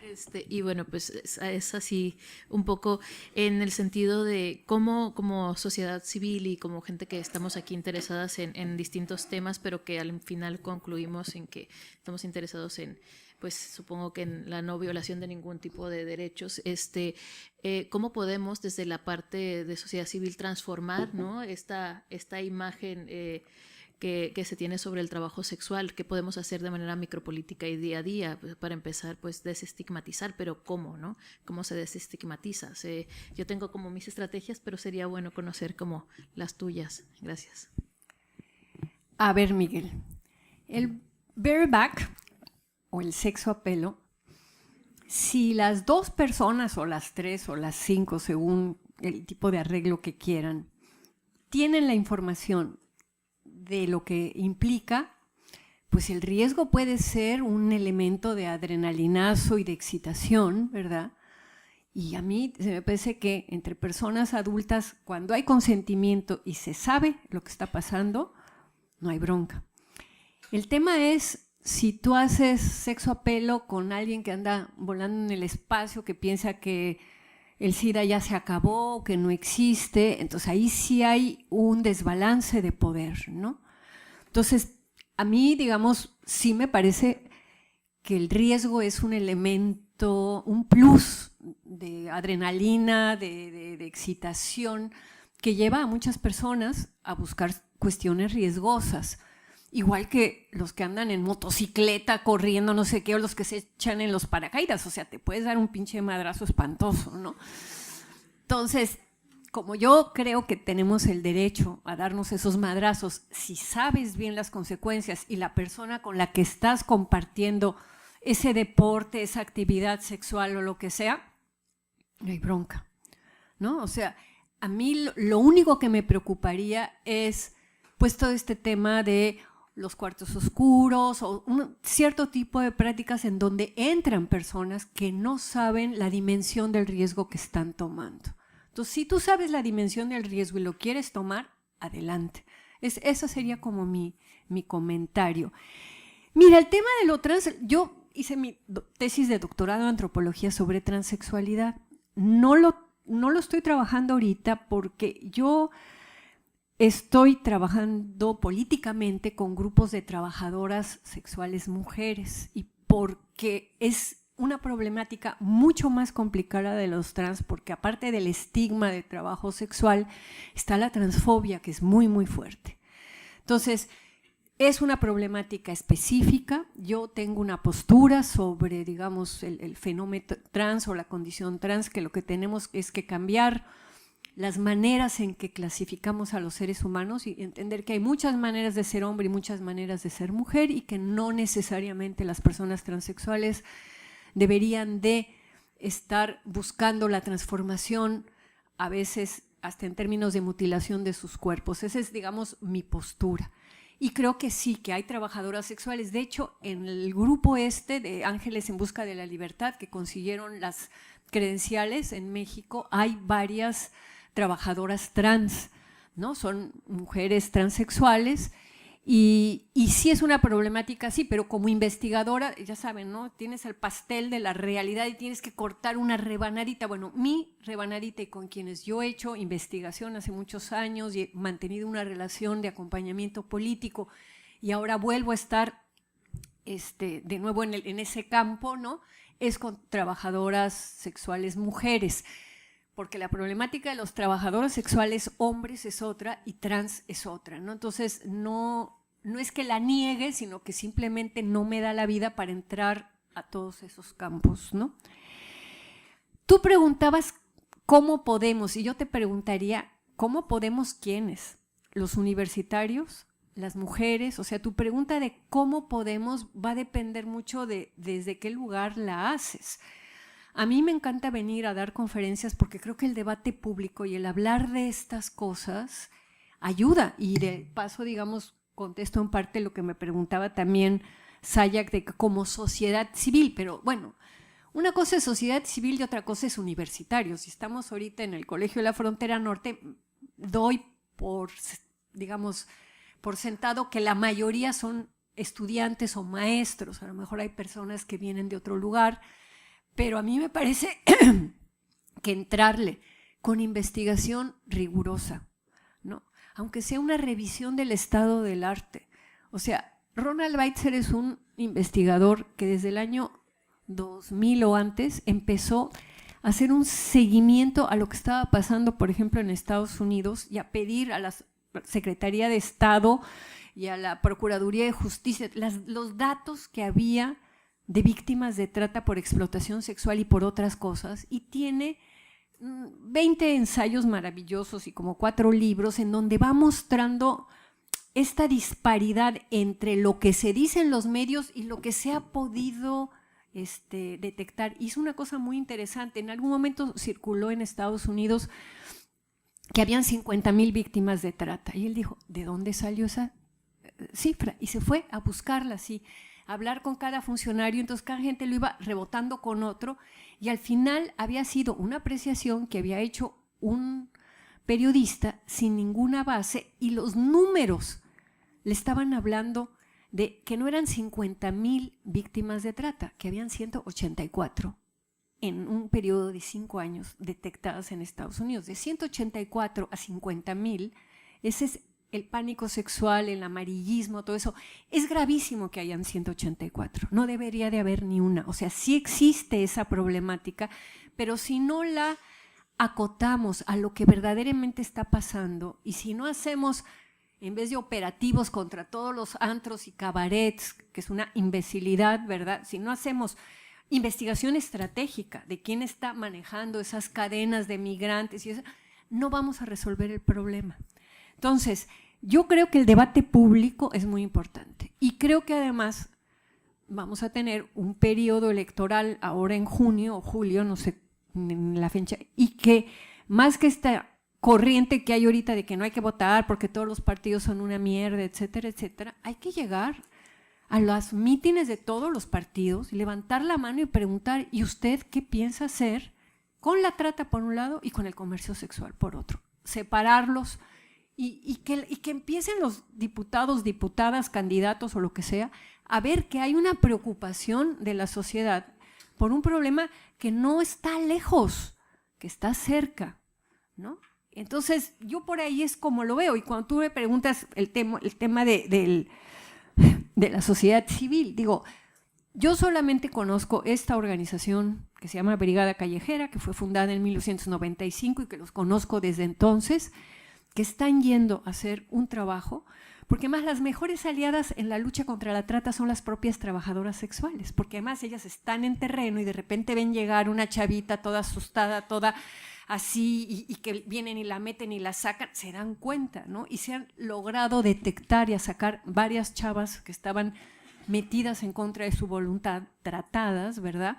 Gracias a esta vigilancia que hacen las propias trabajadoras sexuales, ¿no? Entonces, es una organización muy seria, pertenece a la GATT, que es la Global Action Against Trafficking in Women, tiene un trabajo padrísimo. Ahorita están yendo a Tapachula porque en Chiapas la situación está espantosa por las migrantes, porque también atrás de esto hay una política migratoria. Entonces usan los operativos antitrata para rescatar víctimas y luego deportarlas a los países de donde salieron, justamente huyendo de violencia, huyendo de muchas cosas. Están Médicos del Mundo Francia y Brigada Callejera en este momento tratando de hacer una denuncia en el sentido de que se sepa lo que está pasando, ¿no? Yo no sé, no conozco cómo está la situación aquí. Me comentaban antes de que entráramos que ahorita ya desaparecieron a la gente que estaba en el bordo, pues, ¿no? En los ñongos, ¿no? Y bueno, ¿qué pasa con la sociedad, no? ¿Cómo le hacemos para protestar para esas cosas? Digamos, yo tengo el privilegio que, para variar, entre las muchas cosas que le debo a Monsiváis en la vida, también le debo que me metió al noticiero Combroso, ¿verdad? Y desde el noticiero Combroso de repente puedo hacer cosas o hablar de ciertos temas, pero tenemos que estar en muchos más espacios y tenemos que hacer mucho más debate público sobre estas cuestiones, ¿no? ¿Alguna otra pregunta o comentario? Sí, no. Híjole, qué tímido. Sí, yo creo que está la cosa está tímido. Bueno, voy a hacer esto es como una petición, porque no es una pregunta. Me dice, por favor, podrían comentarle a Marta Lamas que se pretende sacar nuevamente en Nuevo León la reforma constitucional engañosamente llamada Derecho a la Vida por grupos conservadores pro cigoto. Necesitamos apoyo para desmitificar el tema e impedir que se apruebe en un estado más, pues atenta contra lo señalado ante la Corte Interamericana de Derechos Humanos. Saludos desde la maestría en Acción Pública y Desarrollo Social. Bueno, dejen que les diga nada más una cosa. Si ya son las 3, yo tengo que estar a las 3. No, es mi reloj de México, perdón. Son las 2. No, ya me tranquilicé. Yo me quería ir al aeropuerto, pero no. Sí, me parece muy importante hacer esto, pero también me parece importante entender todos los países europeos que tienen despenalizado el aborto, y no hasta las 12 semanas como en la Ciudad de México, incluso hasta las 20 semanas, ¿verdad? Todos tienen la protección a la vida en la Constitución, porque eso es un valor general que admite excepciones, admite la legítima defensa, admite declarar la guerra, admite el aborto. Entonces, no nos tenemos que asustar. Esta es una intervención simbólica que no va a tener efectos legales. El que se ponga el derecho a la vida en la Constitución no quiere decir que no pueda haber despenalización del aborto. Claro que me encantaría que esto no pase en Nuevo León, pero si llegara a pasar, tenemos que estar conscientes que eso no va a modificar el Código Penal. Preocúpense cuando quieran modificar el Código Penal donde está regulada el aborto. Esto es una intervención simbólica muy fuerte, hay que pararla, la tienen que parar las propias personas de Nuevo León, los neoloneses. Y si quieren que yo hable de esto, mándenme un correo electrónico con un poco más de información, y con muchísimo gusto lo planteo. Yo creo que Gide ha de tener esta información, ¿no? Y les voy a decir en todo caso que me lo digan. Pero estas 17 reformas que se hicieron en los estados después de la despenalización del DF no han modificado la regulación penal. Lo que tenemos que hacer, más que desgastarnos de tratar de enfrentar a estos grupos conservadores con ese rollo, es tener litigios estratégicos para ampliar las causales de aborto legal, que fue lo que hicimos en el Distrito Federal. Primero equiparamos en el año 2000, cuando Rosario Robles era la gobernadora interina, lo que ya existía en otras legislaciones, que era el aborto por grave daño a la salud y por malformaciones del producto, y que no existían en el DF. Entonces metimos esas dos causales argumentando que ya existía en otros estados. Luego con López Obrador hicimos una precisión jurídica que antes el aborto era un delito que no se castigaba, y con él cambió la redacción y se puso que el aborto no es delito cuando se haga por violación, por las causales, que era una precisión jurídica pero importante, porque ya dejó de ser un delito que no se castiga a no ser delito cuando es por tales razones. Y finalmente con Ebrard lo que hicimos ya fue el tema de la despenalización antes de las 12 semanas. Entonces hay que tener una mirada gradualista de cómo ir ampliando las legislaciones locales. No se va a conseguir de un día para otro la despenalización. La primera vez que se habló de despenalizar el aborto fue en 1936, ¿no? En la Convención para Unificar el Código Penal. O sea, nos tardamos 71 años en conseguirlo en la Ciudad de México. Entonces, en los demás estados se van a tardar también un chingo, pues, ¿no? Entonces, pero hay que empezar de a poquitos viendo qué causal no existe aquí en Baja California y tratar de ver si se mete esa causal argumentando que ya existe en otras partes y así. Y lo de Nuevo León es lo mismo.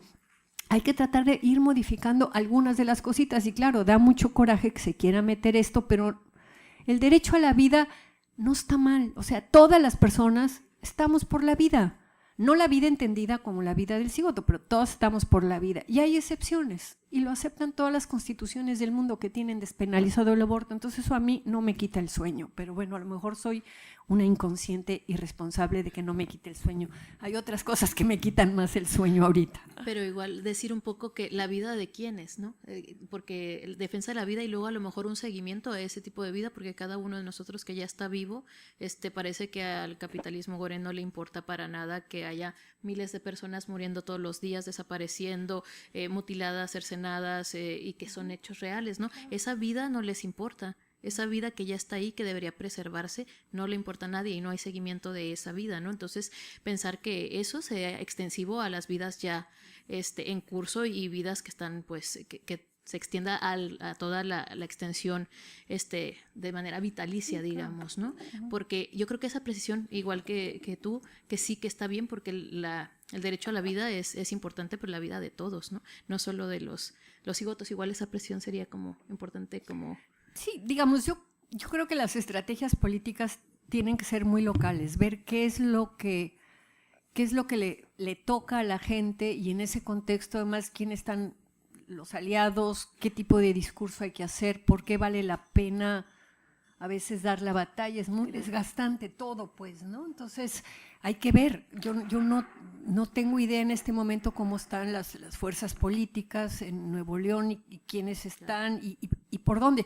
Yo ya hay batallas que no doy porque estoy metida en otras, simplemente no me da la vida para ir a todas, entonces ahí hay que ver, ¿no? Y en función del contexto ver cuál es el discurso que puede no reafirmar en los que ya están convencidos, sino meter una duda en los que están como a la mitad. Porque digo, ponerte en un rollo muy feminista para hablar del derecho de la mujer, digo, no te van a escuchar. Entonces a lo mejor habría que buscar la gente que tiene dudas, la gente que está en contra del aborto pero sabe que su sobrina abortó y pues quiere un chingo a su sobrina, entonces ¿cómo hace para seguir queriéndola sin pensar que es una horrible pecadora? Entonces hay muchos discursos, el de las católicas por el derecho a decidir, es decir, habría que buscar cuál es el discurso necesario para movilizar a los que están dudosos, claro, y no para caerle bien a nuestros cuates convencidos que piensan claro, igual que nosotros, ¿no? No, claro, por supuesto.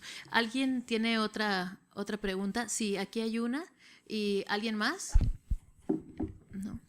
Y ya después, es que yo quiero acaparar, pero ya no, tengo que controlar. No, tú también. Muchas gracias, estuvo muy, muy interesante. Me gustó mucho esa frase que dijiste, el elegir no significa tomar dos opciones equiparables, sino tomar como la menos peor, ¿no?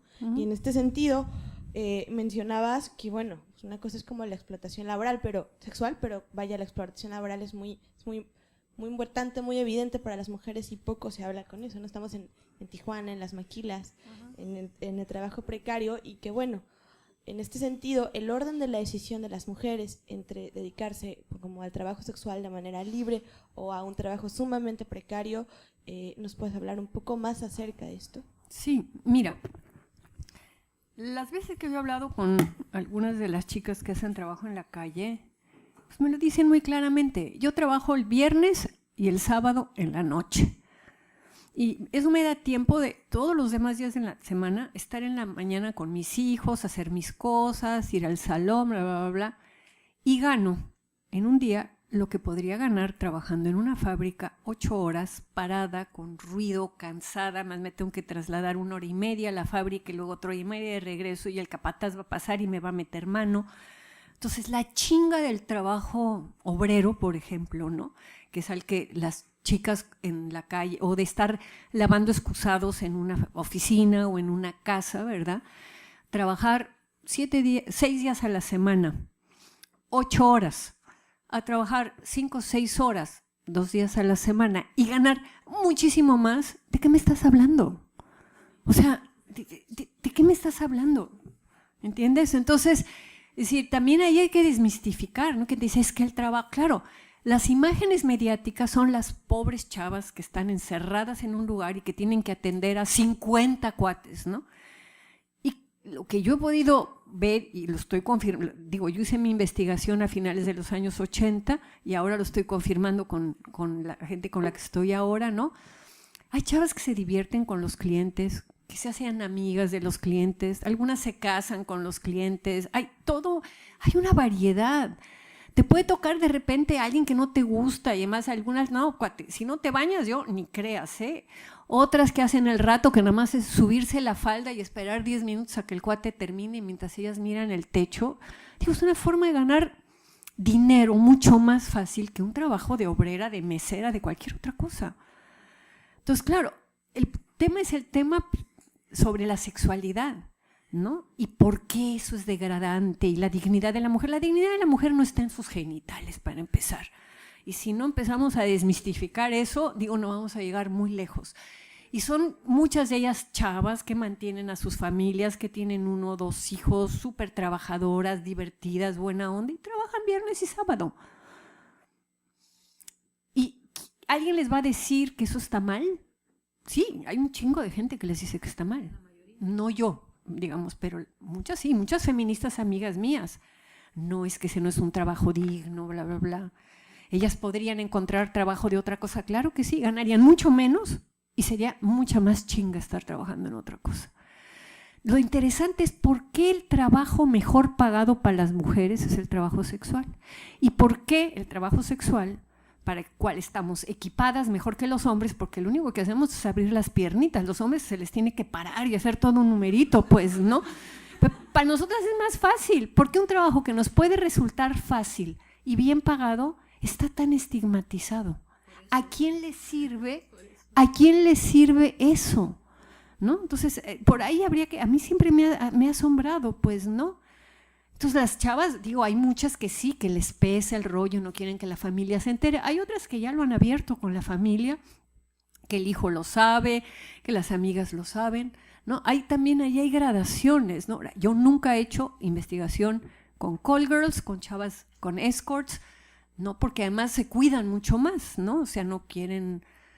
Yo lo he hecho con las chavas de la calle porque ahí me las encuentro, pero hay muchas formas de hacer trabajo sexual y en general en todas se gana muchísimo más de lo que podrían ganar las universitarias que hablan 3 lenguas y que son escorts y que salen una noche a cenar con un empresario a los grandes restaurantes de México y luego se van con él a su hotel y tienen una relación sexual, pueden ganar 50,000 pesos esa noche, ¿no? Dependiendo, también el cuate a veces les puede dar más y todo. Entonces, que si fueran arquitectas o sociólogas o lo que sea que su profesión, no estarían ganando eso en un mes, ¿no? Digo, a ver, yo no estoy haciendo un llamado a que todas ustedes se dediquen al comercio sexual. Creo que al final expliqué que para mí el comercio sexual no es un trabajo como cualquiera, que es un mercado nocivo, que tiene consecuencias, pero que creo que es una idiotez quererlo prohibir y que creo que hay que regularlo y que creo que hay que preguntarse por qué el estigma y por qué ciertas cosas, ¿no?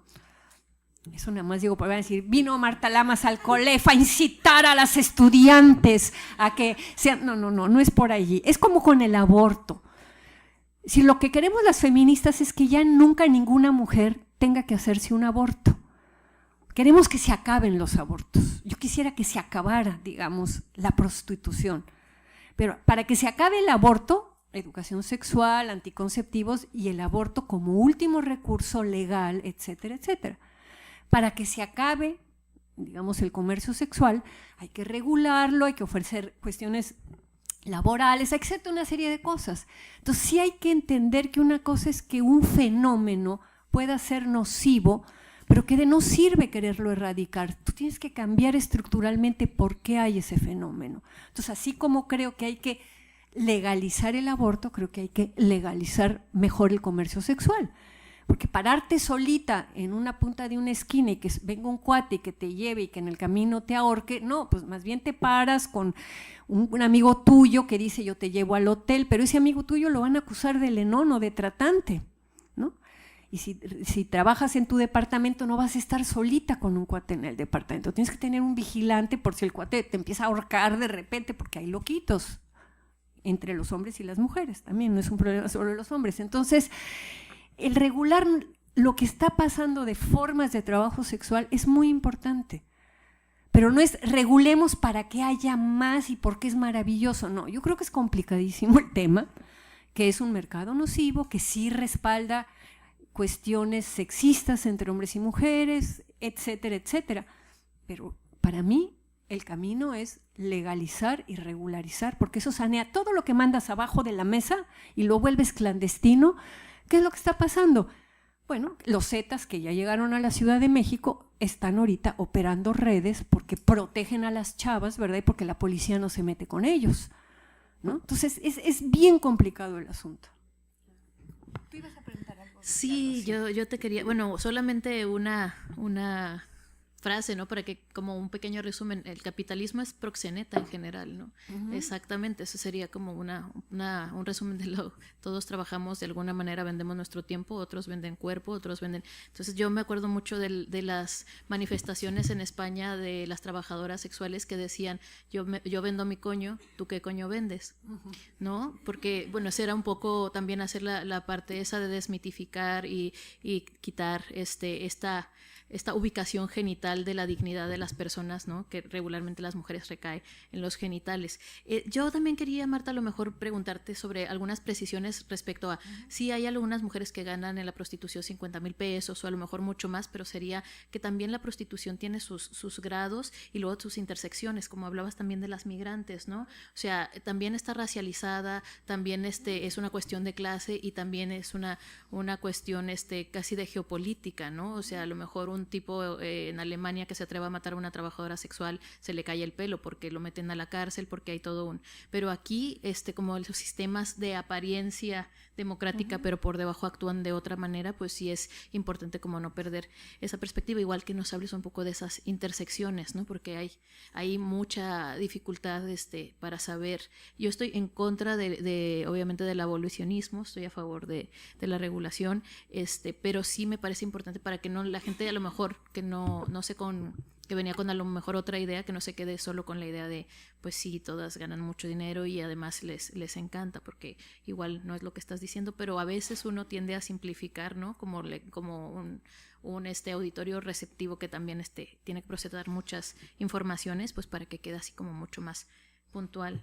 Sí, lo que encanta es ganar más dinero de lo que ganarías en otra cosa. No creo que las chavas, yo no trabajo con call girls ni con escort, y esa información la tengo por otros canales, ¿no? Supongo que no ha de ser muy agradable a lo mejor tener que salir con un empresario japonés o ruso, vete tú a saber qué, ¿verdad? Y estarle hablando de México y muy mona y todo eso, y irte a la cama con él. Pero que sí les gusta ganar 50,000 pesos, ¿a quién no?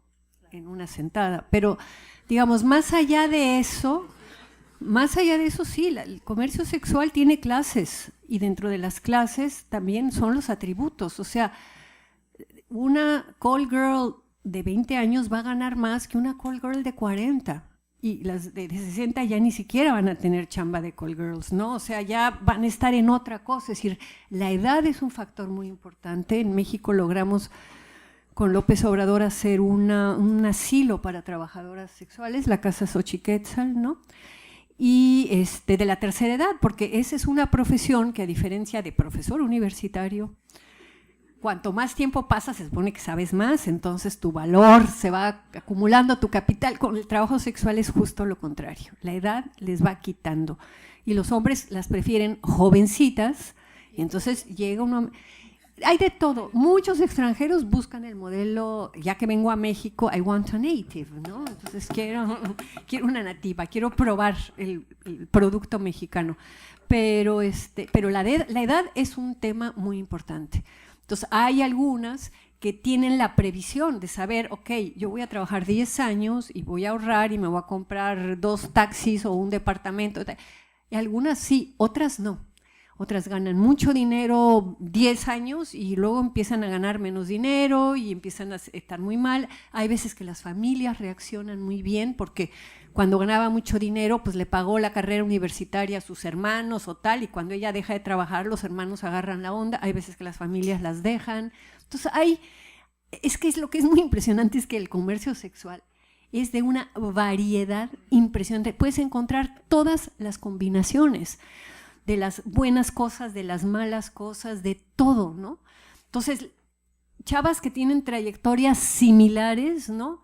Y una, sí, un día se enamora de un cliente, el cliente de ella la saca de trabajar y se vuelve una señora decente y bla, bla, bla, y la otra sigue trabajando y mal, es decir, hay de todo, eso es lo más impresionante. Por eso el discurso fundamentalista que dice todas son víctimas, no es cierto, ¿no? Tampoco digo que todas sean princesas felices, no, para nada, hay de todo. Y ese es el gran reto y desafío que tenemos en las universidades, el poder agarrar y decir, a ver, yo quiero agarrar un sector y seguir sus vidas y sus historias y contar qué pasó y cuáles fueron los elementos que les permitieron transformar sus vidas o quedarse atoradas, porque hay de las dos, ¿no? No sé si ya hay alguna intervención. Me interesa que cuando llegaron temprano los señores, dijeron, no van a preguntar nada, ¿verdad? Pero yo creo que deberíamos preguntarles a estos señores, a ver si quieren hacer una intervención. Que se presenten.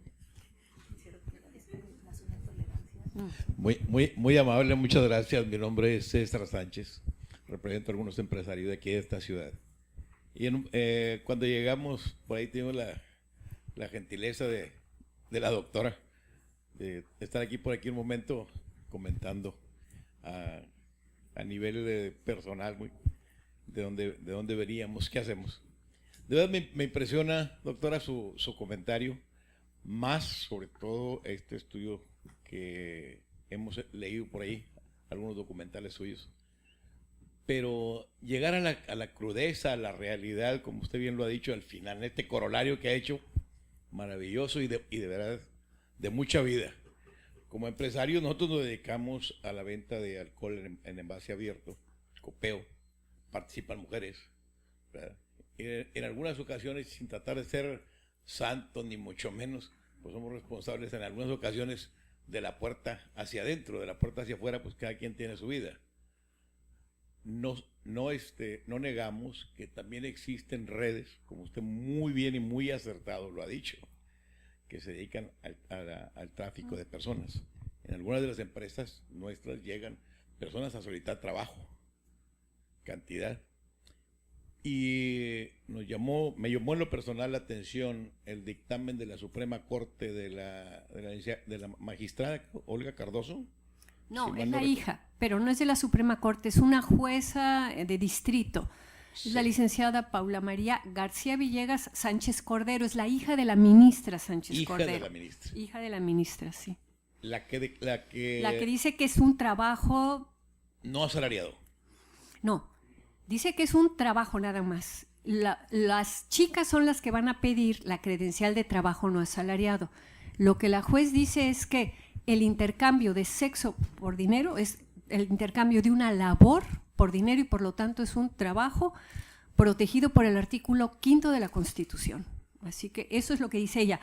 Y eso le permite con esa, y ella luego en la sentencia lo que le va a decir al gobierno del Distrito Federal es, como esto es un trabajo, ustedes les tienen obligación de dar esas credenciales a las trabajadoras sexuales, porque en el Distrito Federal existe esto de trabajo no salariado, no existe en otras entidades, no sé cómo esté la situación aquí en Baja California, eso habría que verlo. Precisamente hace tiempo cuando apareció este artículo, sí, anduvimos buscando dónde estaba el dictamen. Tengo entendido que por ahí en su revista que publica, creo que por ahí aparece, ¿verdad? Si mal no recuerdo. Sí. Mucho le agradeceré si me dan los datos. No ahorita porque no tengo papel, pero ya lo buscaré. Al igual hace un momento comentaba la doctora, la maestra también, que este artículo va a ser publicado. Si nos hiciera favor también de informarnos dónde podemos accesar para tener esta información. Está bastante amplia, nos gustaría mucho participar, sobre todo en los problemas fronterizos. Muy disímbolos a veces en la parte central.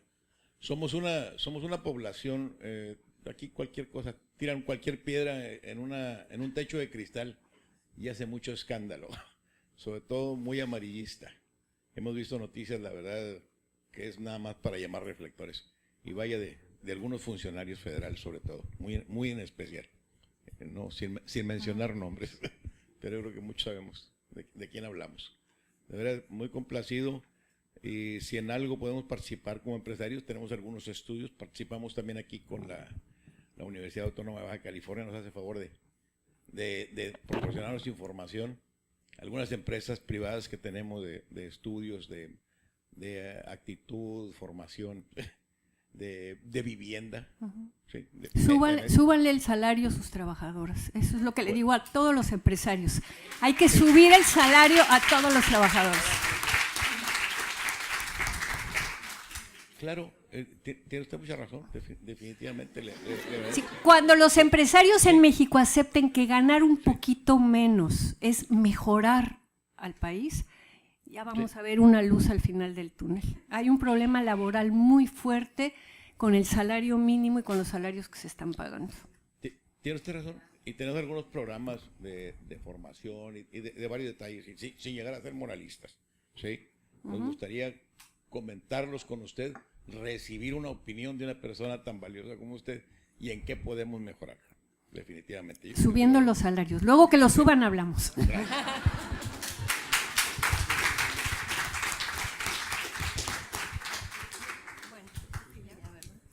Pues en vista del entusiasmo por participar, ahora sí me voy al aeropuerto.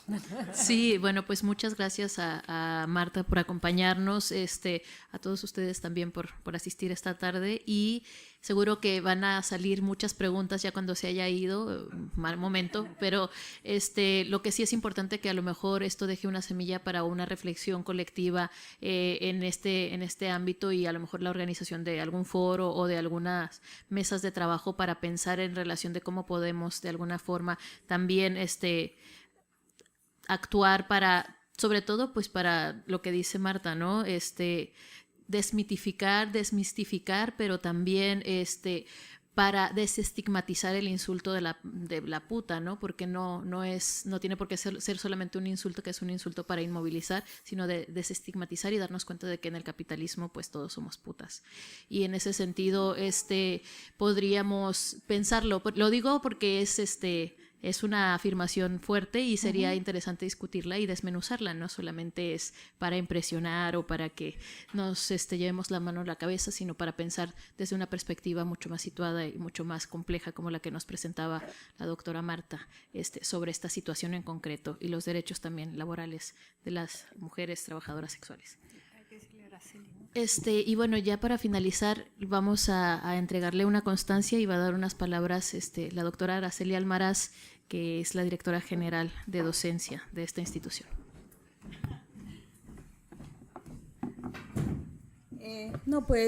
Agradecerles a todos ustedes que estén el día de hoy con nosotros en una conferencia magistral más que hemos organizado en el marco de los 30 años de los posgrados. Agradecemos, como siempre, a nuestros invitados que nos permitan abrir el diálogo, ampliar la reflexión y, sobre todo, hacernos copartícipes de esta obligación que tenemos desde la academia de entender a nuestra sociedad, de nuestros contextos, y en esta ocasión, pues, los temas que se discutieron aquí, que se trataron aquí, llevan también esa invitación a reflexionar, a posicionarnos y a actuar. En ese sentido, te agradecemos muchísimo, Marta, por habernos acompañado y, bueno, por tu participación en esta conferencia magistral, las violencias en torno al trabajo sexual, en el marco de esta celebración que tenemos de los 30 años de los posgrados en el COLEF. Te agradecemos mucho y estás invitada a volver las veces que quieras a esta casa. Gracias.